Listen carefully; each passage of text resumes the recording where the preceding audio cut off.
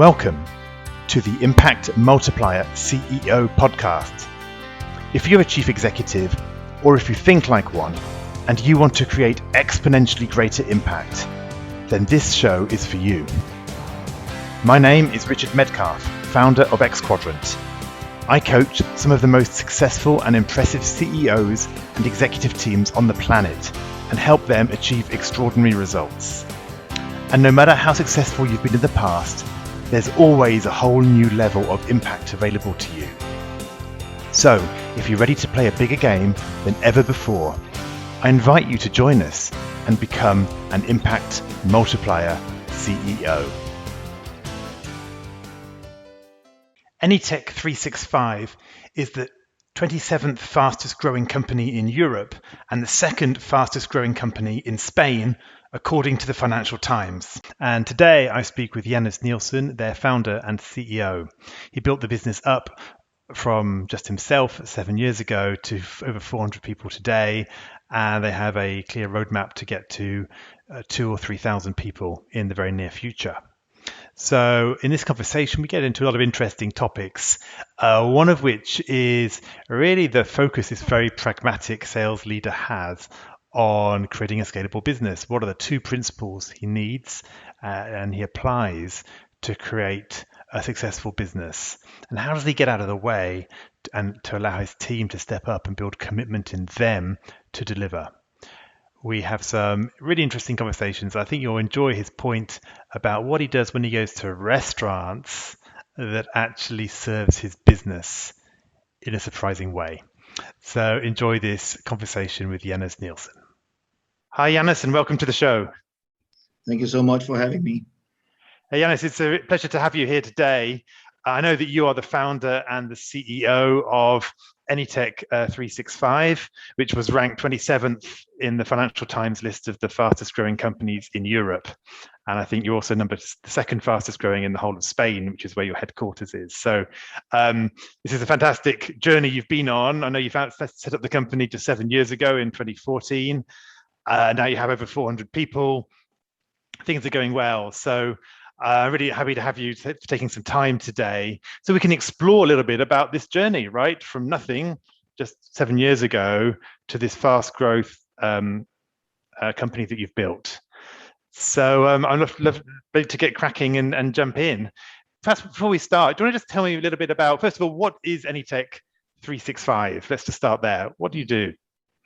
AnyTech365 is the leader in European tech support. We do tech support as well as security on any IoT device you might have for private consumers and also small businesses.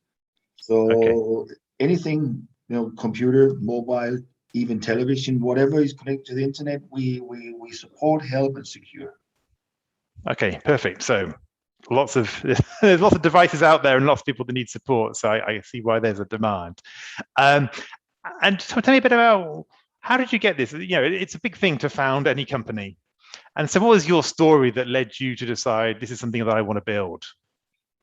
I've been in the IT industry all my life. I was a normal corporate guy. I was a sales guy running. My last job was 7 years at Computer Associates, being in charge of one of the security software divisions, the OEM sales. But at one point, I just got tired of running around in a suit and a shirt and a tie, flying all over Europe every single second day. So I got tired of that, and then I started my first antivirus company, and that is 20 years ago now, which went fairly well. And then I went on to start a mobile security software company, which also went well, and I sold it off. And then I thought that maybe service and support should be added, and then from there I started AnyTech365 basically. Okay, so you've been a serial entrepreneur really over the years. Yeah, I have quite a few other companies on my CV, but it's not really for this discussion here, I think. But 5 or 6, 7 companies, yes. Yeah, perfect. So So today we're going to explore your secrets of scaling, right? The highs and the lows of this journey that you've been on to grow the business and to make the Financial Times list in such a high position. Let's reflect back. What are the couple of things which you think you did really well? What did you get right to see this success, to see this growth? I think now I started quite a few companies and also quite a few of them with good success. And I have a framework that I always follow. First of all, I want to deliver the absolutely best service in the industry I go in. And then I want to start a team of very, very strong and dedicated people around me, like having the right attitude, having the right commitment, are willing and want to perform if they are getting paid or rewarded well. And then for me, teamwork is the most essential thing. So that's the two main things for me. Create a strong team around me and then try to deliver the absolute best service among my competitors. Yeah, so that sounds a great framework, right? Simple and clearly works. Teamwork, right? That's easier said than done, right? And pretty much every leader I've ever had on the podcast, right, will say, "Oh, I'm a big believer in team," right? However, we also know that plenty of people look at their CEO and go, "Oh," right? That it's not always as easy. So, how do you actually do that? Like, what are your principles for getting the best out of a team? First of all, I will agree with you to a certain extent, saying that the bigger the company grow and the more decisions you need to take, you can never please everyone, right? So of course, mostly people that already left our company, many of them would maybe say that I'm an asshole or they don't like me or whatever. But I strongly believe that every single person in my C-level, they really in a way look up to me and they follow me as a leader because I give them room to take decisions and also be in charge of their different areas. Then of course it helps a little bit when they see that your ideas also become successful, right? Right. That helps obviously. Yeah.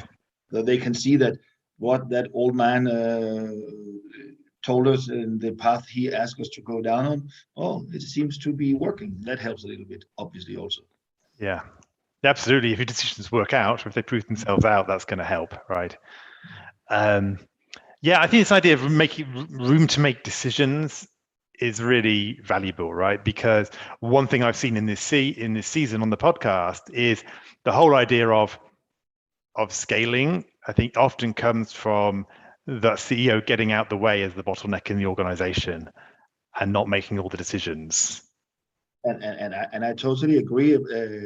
I think this is the entrepreneur's curse, right? That you started as the only one, or maybe as a few ones, and then it grows and grows and grows. And in the beginning, you took all the decisions yourself because you believe that you were the best or you know better than everyone else. I will also say that I believe that I knew better, and it was my idea. But as you grow bigger, the best you can do is to find strong people around you, because most likely they know better than you if they dedicate themselves to be a compliance officer or a financial officer or a sales director, right? And then they can focus on that. And if you then all the time try to put your decisions over their head, they will lose the motivation of doing anything, because whatever I do, the big boss, he will always come and overrule me anyway. So find strong people, give them focus on the key areas within your company where you want to be strong in order to grow, and then let them take decisions. Of course, you can overlook it, and of course, you can overrule it if you believe that they're going way wrong, way off track. Yeah. It's a good point. What about commitment, right? Because so I know it's related to this, but you talked about getting the right attitude, but then creating commitment. And how did you create that commitment amongst the team? Was it simply by like high incentives, on the financial side? Was it through some sense of purpose? Was it through, how did you kind of create a committed team? It's a little bit sad I'm sitting in my house here in Copenhagen. I should have been in one of our offices, because then you will see that all over we have those three words: attitude, teamwork, commitment, and performance. They are hanging all over. And we are from the first day when we bring people into the company, they all get a very extensive 2 weeks training in our core values. And all our C-level guys are putting that almost daily put these 4 words into our employees' head. And if you're brainwashing with those 4 words, it seems to work. And again, I must say that it's very easy to ask for more, demand more, or want more, right? But one of my most loved sentences or speech was, maybe you remember when JFK, he was standing in Berlin saying, "Don't ask for what the country can do for you, ask what you can do for the country."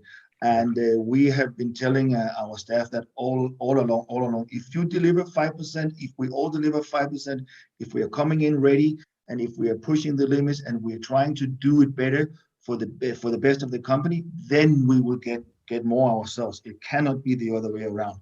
That's the way that we are trying to create commitment, to be honest. And it seems to work. Yeah, it's interesting. I really hate when people come to me and in a job interview, they demand this and this and that, and then tell us how good they are. Or after 5 months, they want to have a raise just because they came into the office at 9 o'clock every morning and they left at 4:30 as they were supposed to. You know what? That is what we are paying you for. You need to be committed. You need to do a difference. You need to be one of the ones who every single day want to bring the company forward. That's what I see as commitment. Yeah, I guess that's great. The commitment shows up in being proactive, right? Commitment comes up in getting the extra mile. I think the interesting thing for companies is getting that balance, right? Because often companies will demand that kind of thing, but without anything in return. They'll be like demanding, requesting more commitment, more effort. Yeah, but in that case, then it's just become hot air, right? Of course, exactly. You have to be able to have tools to honor the ones which are going the extra mile, the ones who are most committed to the company, right? Otherwise, of course, over time you lose it. So of course you need to be able to honor that, not only with a bigger paycheck. It can be with many other things. Yeah, that's a great point. So we've got this. We've got the industry service, and then we've got this attitude, this commitment in the team. What things do you think you did less well? Like, what was a particular stumbling block, that you had, or a challenge along this journey? Now, our company is based in Costa del Sol. And for those who know Costa del Sol, they will also know that it's not Silicon Valley, and it's not known for IT and entrepreneurship. So maybe that was my biggest mistake to put it there, but it was also one of the better decisions because it's the holiday destination of Europe. And for me, one of the differentiators in our business would be that we could cover many countries and always with native-speaking people. But coming in the morning to the office and would be half a meter water on the floor, and all our towers was not working. That it took us 3 years to get fiber. We had to work with a radio link. So every time we had cloudy weather, we could not use our VoIP systems. These kind of things was maybe not so helpful for us in the beginning. So of course you need to place your business where you can scale. Right. So yeah, was for making sure sure there's wrong. infrastructure in place Yes. so that you can scale, because you can do it without the infrastructure, right? It just makes it a lot harder, right? It just creates Yes. that distraction. And I must say that that was maybe a lazy part because uh, I live 5 minutes from the office, and that was what I wanted. That was maybe not the most ideal place to put it. In Malaga, which is 40 minutes away from where I live, there is actually a huge tech park where even Cisco and other big American companies are based. But I didn't want to go there. Maybe I should have gone there in the first place, but I was lazy. I didn't want to travel that Yeah. distance every day. So that was, I think, one of my biggest mistakes. These conversations are all about scaling yourself to scale your business. And one of the biggest barriers that stops us from doing that is getting stuck in operations and not spending time on the most valuable strategic work. So, I do recommend that you take our free executive productivity assessment. It's just 10 quick questions to find out exactly where you are on the journey to executive time management mastery. You'll then discover how you can free yourself up for more strategic activity. To take the assessment, head to xquadrant.com/go/productivity assessment with a hyphen between those two last words. Now, back to the conversation. Yeah, interesting. That's kind of a structural thing, right? That you could have perhaps changed. What about in terms of the internal life of the company, right? Because as a company is scaling, all the internal, the organization changes, the roles of people changes, there's a lot of management challenges as you go. What would you say is a learning point as the company's grown from you to 10 people to 50 people to 100 people to 400 people? What were some of those challenging times on that journey? I made another very, very big mistake, as I told you to begin with. I have a sort of framework where I want to deliver the absolutely best service in the sector that I start a company with. I want to deliver the absolutely best service because with that, I know that you get the best reviews and you get the best Google experience if you are looking at our company from outside. So the reputation-wise, I think this is the best thing. Just deliver the best service. So I started out with hiring people, giving them a huge opportunity, a big package. So after a short period of time, it rumored that we were the ones on cost and consult giving by far the best package, and we also did so. That both attract the right people, but it also attract a lot of the wrong people. So due to that, we have had a lot of problems with getting rid of all the wrong people. We also have had people coming to us not really being committed and going the extra mile.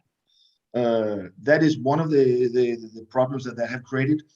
It was also the idea when we had established ourselves with around 100, 150 people, we would maybe adjust the compensation packages across the company. And of course, having one level of salary, of course, it's difficult for any person. I think it's just human nature to accept maybe a little less or a little less twice.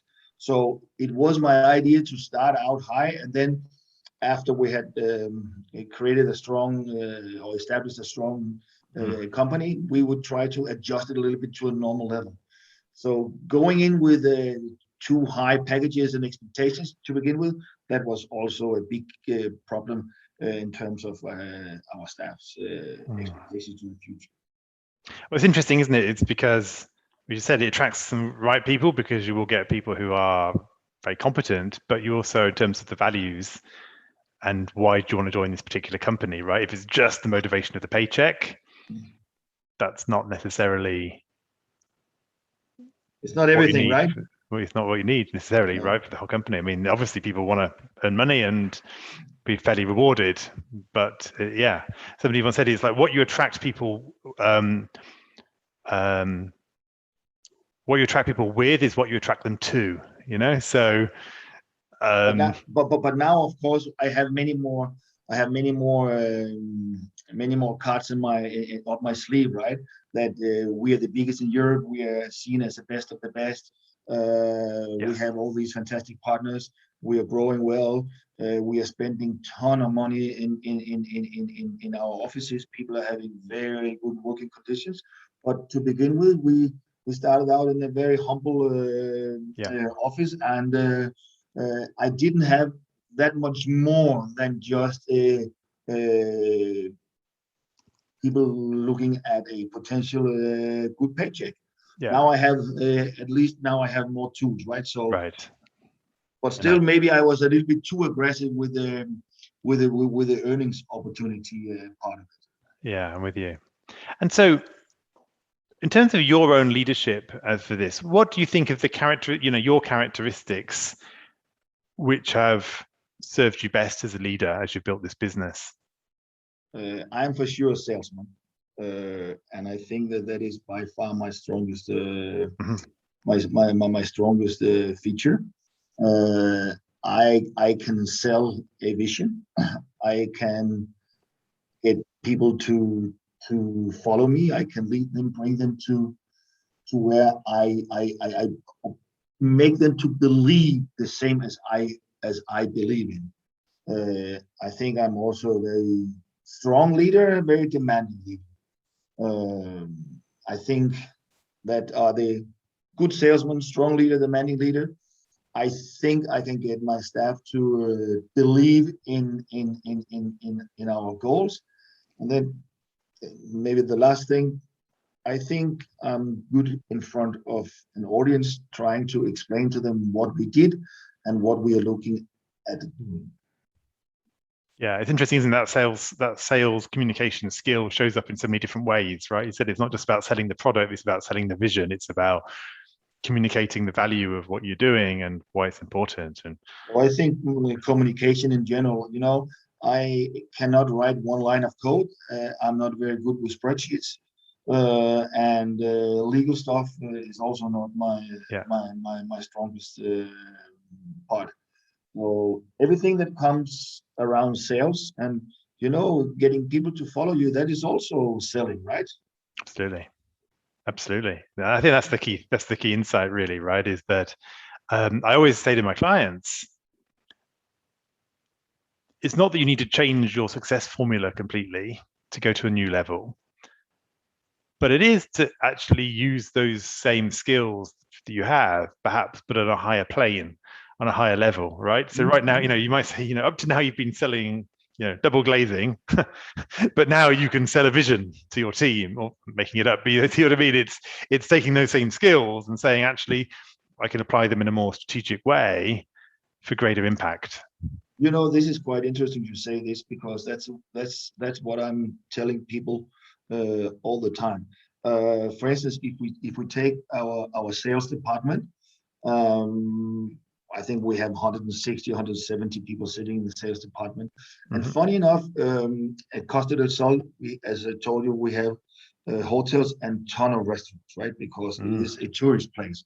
And I go to restaurant many 2 or 3 times a week, having lunch meetings. And I'm looking very much at the waiters there. This is a service industry, right? And why do you work there if you don't want to deliver good service? I told you in the beginning that one of my strategies is to deliver the absolutely best service in the sector I go into. So every single time I go for business meeting with our sales director or our COO, and then we are looking at the waiters. And every time we see someone, girl or boy, that deliver exceptional service, we offer them a job. We give them our business cards and we tell them, come and have an interview with us. And I can tell you, some of our best sales guys in the company, they are former waiters and with no education and no IT knowledge, but they knew how to deliver service. Of course, we give them extensive training, and they are actually doing the same in our industry, because that's what they can do. Waiting at tables or selling IT services is 2 completely different things, but you're using the same the same technique, right? You are good at selling something to people. Yeah, it's really fascinating, isn't it? Because people often don't see the service. There's so much bad service around because it's an invisible product, and it's really hard to, people don't know what you're going to get, right? I mean, that's why, brands sometimes work well when they work well because you kind of know what service you're going to get, hopefully, right? And when they don't work is when you get inconsistent service and you turn up and the person doesn't care. And you're right, that attitude is so hard to replicate. I mean, it takes a lot of work to replicate that attitude, but if you can find the attitude. Yes, that's right. What I think. If you know to deliver service, you cannot change a person who deliver bad service to a customer to do good service, but you can teach a person doing good service to do good service in another sector. That's just teaching. It's not changing a personality, right? Absolutely. And so let me ask you, as you're going forward, we're talking about moving up a higher level, applying our gifts in a new way. What's the stretch going to be for you? So where are you going as a business? And how's that going to change how you lead as a CEO? Yeah, now, of course, I'm going into deep water here because we are already a fairly big company. We are the biggest in Europe. We are in some merger or takeover plans by some Americans who wants to make our company global and the biggest in the world. We have some other acquisition targets to grow by acquisition as well.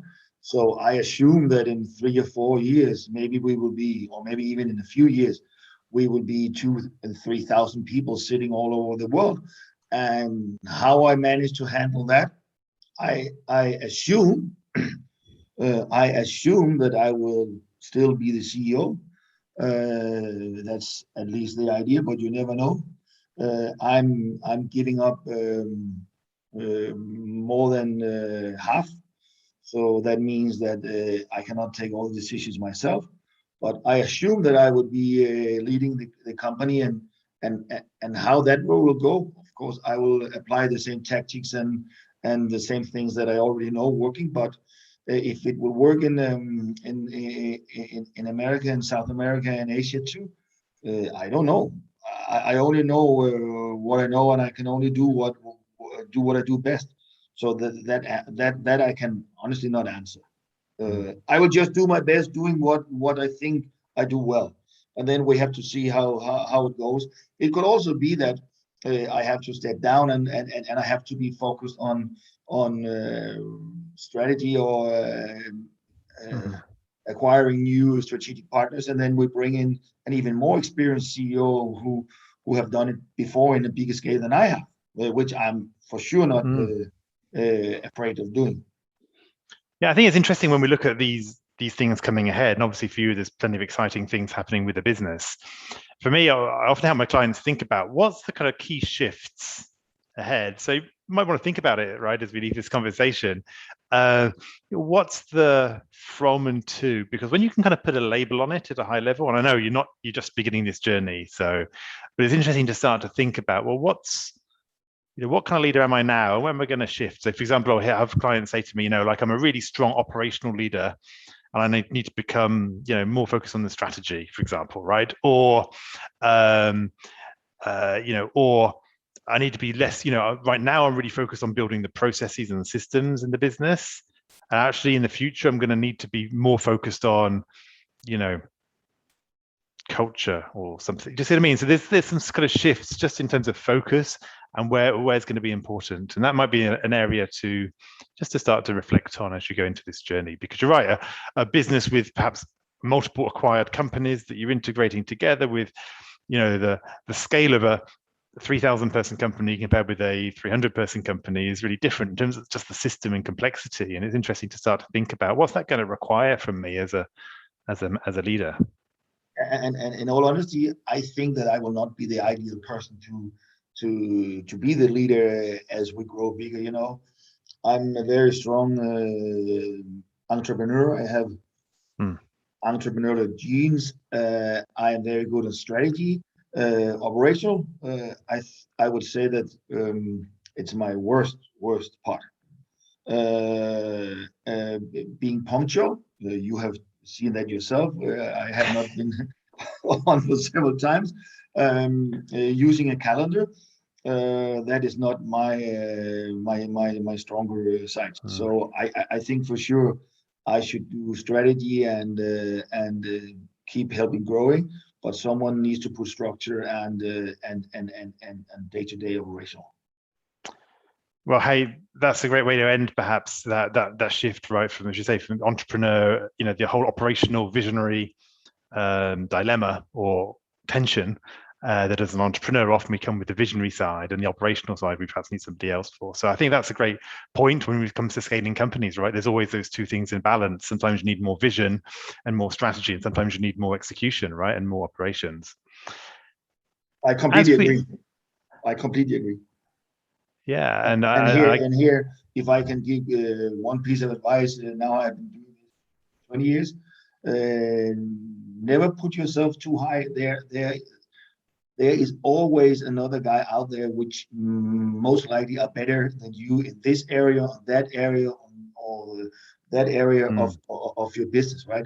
And if you want to run everything yourself, I think that is one of the biggest mistakes that we entrepreneurs we do. They are experts in different areas, and they're also someone who has more experience than you, even though you believe that you are the king of the world and it's your company and you started it.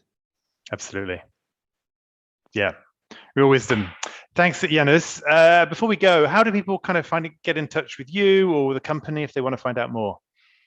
Yeah, they can just go to our website, which is AnyTech365.com, and they can always contact us there. They can also find me on LinkedIn. Just Google me as well. Then I think my LinkedIn profile will pop up quite fast. They can just type in my name and then put AnyTech365. I think that they will find me. Perfect. So, okay, perfect. So I'll put those as well in the show notes so people can get in touch if they're interested. So hey, Janus, it's been a real pleasure. Thank you for that. Thank you for sharing some of the story of your entrepreneurial ups and downs. I think it's some really interesting principles there, right? I think this point about hiring people from restaurants because they have the right attitude just shows that kind of commitment to service that you have. And we talked about that, the entrepreneur's curse a little bit, and how that plays out, and actually making sure there is that commitment in the team is so important. So thank you for those insights, and look forward to staying in touch. Take care. Likewise. Bye-bye. Bye-bye. I hope you enjoyed this conversation. Now let's talk about you. When you're in top leadership, when you're in the biggest role of your career, who supports you at a deep level as you lead others? Who helps you multiply your impact and get to the next level? If you're ready to learn more about our content, our coaching, and our community, then visit us at Xquadrant.com.